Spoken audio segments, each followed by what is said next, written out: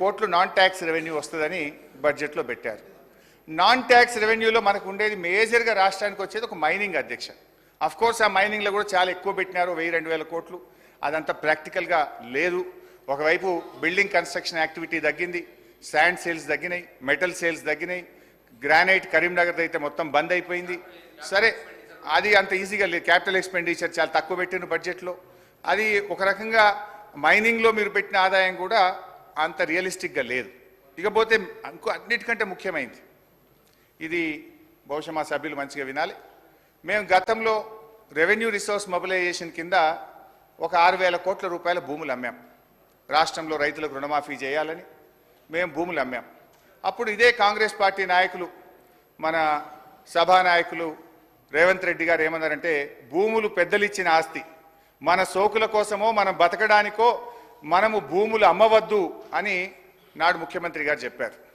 ఇక మా బట్టన్న కూడా ఇదే సభలో మాట్లాడుతూ చాలా తీవ్రమైన ఆరోపణలు మా మీద ఒంటికాల మీద లేచిండు. ఇదే శ్రీధర్ బాబు గారు, బట్టి విక్రమార్క గారు, మీరు భూములు ఎట్లా అమ్ముతారు, భూములు అమ్ముతారా అని కోట్లల్లో కేసులు వేసిండ్రు, సభలు తిట్టిండ్రు, బయట తెచ్చిండ్రు, రచ్చరచ్చ చేసిండ్రు. కానీ ఈ బడ్జెట్లో ఏం పెట్టారు తెలుసా అధ్యక్ష? 10,000 కోట్ల రూపాయలు భూములు అమ్మడం ద్వారా రెవెన్యూ సమీకరిస్తామని గౌరవనీయులైన ఆర్థిక మంత్రి గారు చెప్పారు. Is it not dual stand? Is it not double standards?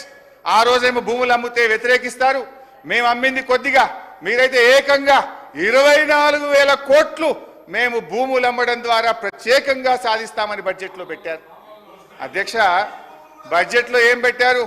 10,000 కోట్ల రూపాయలు భూములు అమ్మి సాధిస్తారట, మరో 14,000 కోట్లు అడిషనల్ రెవెన్యూ మొబిలైజేషన్ అని పేర్కొన్నారు. నేను అంటున్నా, శాసనసభ కంటే పెద్దదేంది అధ్యక్ష? ఏంటిది ఆ 14,000 కోట్లు అడిషనల్ రెవెన్యూ మొబిలైజేషన్? ఏ రకంగా వస్తుంది? మీరు ఈ సభకు కూడా చెప్పనంత బ్రహ్మ పదార్థం ఏంది?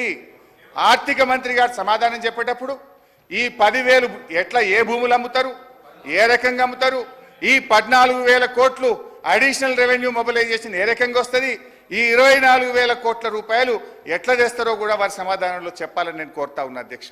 ఈ భూములు అమ్మడం వద్దని మీరు మాట్లాడారు. నిజంగా మీ మాట మీద మీకు గౌరవం ఉంటే, ఆనాడు మీరు చెప్పిన మాట నిజమైతే దీన్ని ఉపసంహరించుకోవాలని చెప్పి కూడా మీ ద్వారా విజ్ఞప్తి చేస్తా ఉన్నా అధ్యక్ష.